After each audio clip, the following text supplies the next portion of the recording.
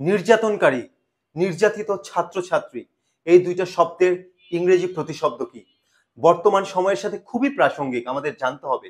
নির্যাতনকারী কারা? এই পুলিশ, হায়েনারা, যারা মুগ্ধকে মেরেছে, যারা আবু সাইদকে মেরেছে।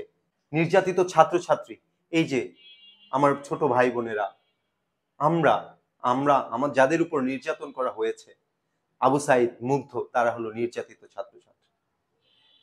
এটার ইংরেজি কি? চলুন শিখিয়ে দিচ্ছি। নির্যাতনকারী ইংরেজি হলো দ্য অপ্রেসাস, দ্য অপ্রেসাস, প্লুরাল হলে অপ্রেসাস।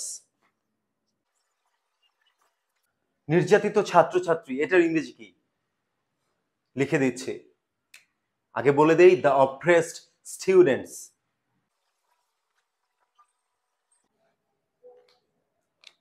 আশা করি বুঝতে পেরেছেন, দ্য অপ্রেসড স্টুডেন্টস।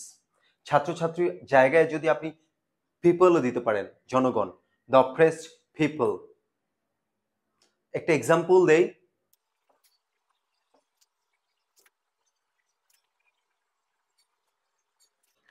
এই এক্সাম্পলটার থেকে বড় কোনো এক্সাম্পল বর্তমান সময়ে হতে পারে না।